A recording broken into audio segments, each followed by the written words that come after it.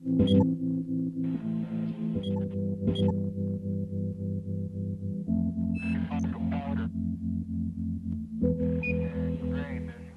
آپ کو پروگرام میں پھر خوش آمدید کہتا ہوں ناظرین، اور سلسلہ وہیں سے شروع کرتے ہیں۔ جی کچھ کہنا چاہیں گے آپ؟ عجوہ ایک کھجور جو ہے اس کی کیا سگنیفیکنس، کتنی امپورٹنس ہے اس کی؟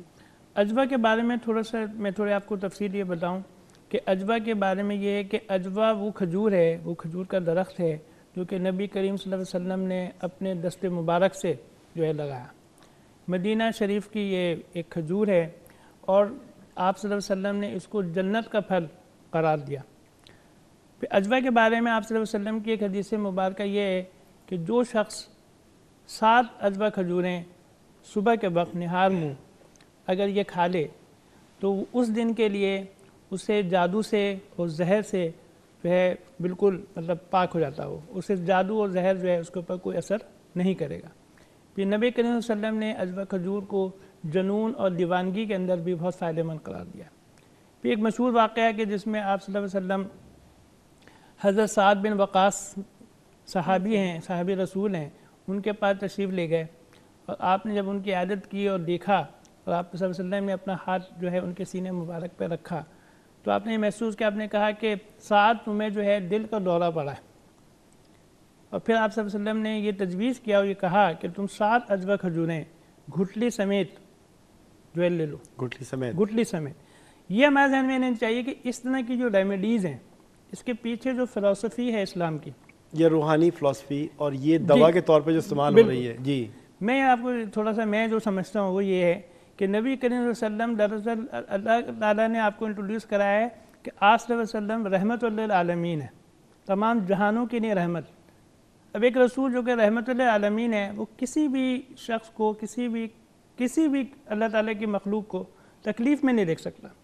یقینی طور پہ اگر وہ کسی سے ملاقات کرے گا کہ اللہ کا وہ رسول کہ جو صرف یہ دیکھے کہ جی بچہ رو رہا ہے اور نماز کو مختصر کر دے، تو آپ صلی اللہ علیہ وسلم نے یہ کیا کہ ان کو یہ ریمیڈی دی اور اس سے ان کو صحت یابی بھی ہوگی۔ لیکن آپ نے کیونکہ معاملہ بہت زیادہ سنگین تھا اور جو ہے دل کے دورے کا مسئلہ تھا، تو آپ نے یہ بھی ان سے کہا کہ یہودی ایک جو ہے معالج ہیں ان کو جا کے تم دکھاؤ، ان کا نام بھی آپ نے بتایا کہ حارث بن کلدہ کو دکھاؤ، بہت اچھے طبیب ہیں، بہت اچھے معالج ہیں۔ تو ہمیں اس طرح کی جو فلسفی نبی کریم صلی اللہ علیہ وسلم کی ملتی ہے آپ کی ریکمنڈیشن، اس میں عجوہ کے امراض قلب کے لیے آپ نے بہت مفید اس کو قرار دیا ہے۔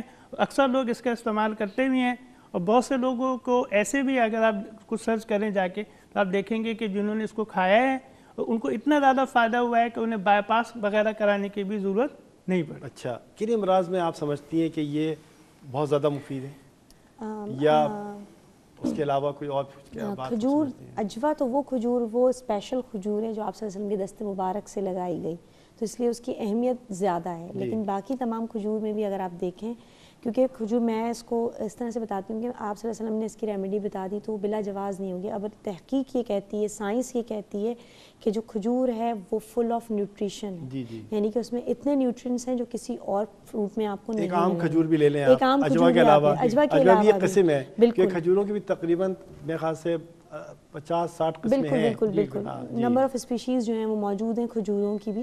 اب اس کھجور میں آپ یہ دیکھیے کہ کاربوہائیڈریٹ کا رچ سورس ہے، اس کے بعد اس میں تمام منرلز موجود ہیں، تمام جو ہیں آپ کے پاس اس میں وائٹامنس کی کوانٹٹی موجود ہے، جو کہ اس کی اگزامپل یہ ہے کہ آپ صلی اللہ علیہ وسلم کی حدیث مبارکہ ہے اگر سحری کے وقت تم 2 کھجور کھا لو تو سمجھ لو تم نے سحری پوری کر لی۔ تو آپ اس سے اندازہ کیجئے کہ وہ کتنا آپ کا ڈائٹری پیٹرن کو کور کر رہا ہے۔ تو اور جہاں تک بات امراض میں اس کے استعمال کی، آپ نے بتایا کہ دل کے دورے کے لیے، اس کے ساتھ ساتھ میں اور بتاتی چلوں کہ تحقیق کہتی ہے کہ آپ کے جو ہماری ماڈرن سائنسی تحقیق بتا رہی ہے، اس میں یہ بتاتی ہے کہ آپ کی کڈنی میں جو سٹونز ہو جاتے ہیں اور وہ کتنا پین پروڈیوس کرتے ہیں ایک عام بندے کو، اور اس کی پہنچ میں نہیں ہے، دسترس میں نہیں ہے، وہ کسی معالج کے پاس جا سکے یا آپریشن کرا سکے، تو وہ کھجور لیتا ہے تو وہ جو سٹون ہیں وہ ریڈیوس ہونا شروع ہوتے ہیں اور ریت میں تبدیل ہوتے ہیں اور پھر یورین کے ذریعے پاس آؤٹ ہونا شروع ہو جاتے ہیں۔ کھجور اتنی فائدہ مند ہے کہ وہ پتھر کو باڈی کے اندر توڑ سکتی ہے اور آپ کو شفا دے سکتی ہے، اور آپ کی جہاں تک بھوک کا تعلق ہے اگر آپ نے کھجور کھا لی تو وہ اس کو بھی فلفل کر رہی ہے۔ تو کھجور تو وہ فائدہ مند، اور پھر جنت کا پھل ہے تو اس میں تو تمام وہ آپ کے فوائد موجود ہیں جو کہ ایک کسی اور فروٹ میں آپ کو اتنا نہیں ملیں گے۔ تو وہ کھجور اور آپ صلی اللہ علیہ وسلم کی سنت بھی ہے. جی تو تمام کھجوریں اجوا کے ساتھ اسپیشلٹی ہے, اور باقی تمام کھجوروں میں بھی تمام قسم کے منرلز, کاربوہائیڈریٹس اور وائٹامنس موجود ہیں جو کہ باڈی کو, آپ کے جسم کو جو ہیں وہ صحت یابی کی طرف لے کر کے آتے ہیں. جی ٹھیک, بڑا اچھا آپ نے بتایا. اور اور اس میں ایک چیز اور ایڈ کر دوں, جی جو ملیدہ بنا کے بات کی گئی, آپ صلی اللہ علیہ وسلم نے کہا کہ ملیدہ بنا کے کھاؤ, تو اس کا ریزن ہے کہ آپ کو پتہ ہے کچھ چیزیں آپ کے فروٹ میں جو ہیں وہ ایکٹیو فارم میں نہیں ہوتی, جب آپ ان کو بریک کرتے ہیں تو وہ ایکٹیو فارم میں کنورٹ ہوتی ہے, تو وہ ملیدہ جو ہے وہ اس کھجور سے زیادہ فائدہ مند ہوتا ہے. جی یہ آپ صلی اللہ علیہ وسلم کی حدیث کا یہ سائنٹیفک ریزن میں آپ کو بتا رہی ہوں کہ یہ اس طرح سے کوریلیٹ کرتا ہے سائنس اس چیز کو. تو کھجور کی تو افادیت سے کوئی انکار نہیں کر سکتا. جی اس کے ساتھ ساتھ اب دیکھا گیا ہے کہ زمزم اس کی بھی اپنی ایک افادیت ہے اور خدا کی طرف سے ایک عطیہ ہے. بالکل. اور بہت لوگ, لاکھوں کروڑوں لوگ استعمال کرتے ہیں حج کے دوران, عمرے کے دوران جب جاتے ہیں اور لے کے آتے ہیں. ایک سلسلہ چلا آ رہا ہے اس کی سائنس میں اور ایک بطور دوا کے کوئی حیثیت ہے؟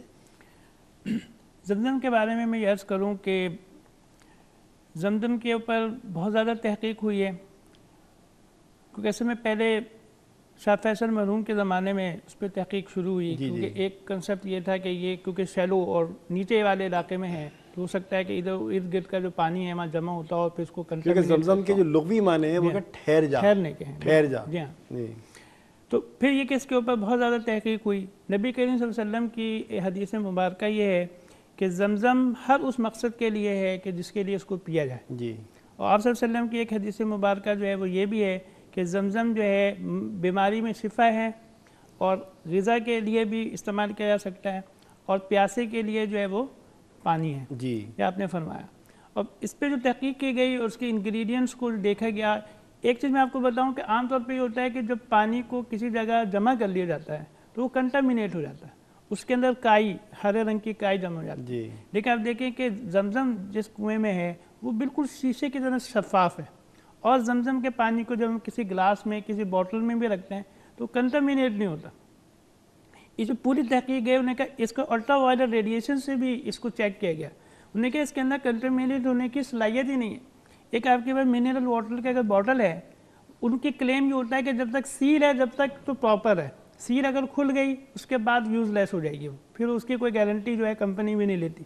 لیکن یہ وہ چیز ہے زمزم کہ جس کو لوگ کھلے عام بھی استعمال کرتے ہیں, گھر کے اندر بھی رکھے رہتے ہیں, لیکن اس کے باوجود کنٹامینیٹ ہی نہیں ہوتا. مطلب آپ کنٹامینیٹ مطلب کہہ رہے ہیں کائی نہیں لگتی, جراثیم نہیں ہوتے, جراثیم اس میں گرو ہی نہیں کرتا, اور اس میں بدبو نہیں آتی. جی.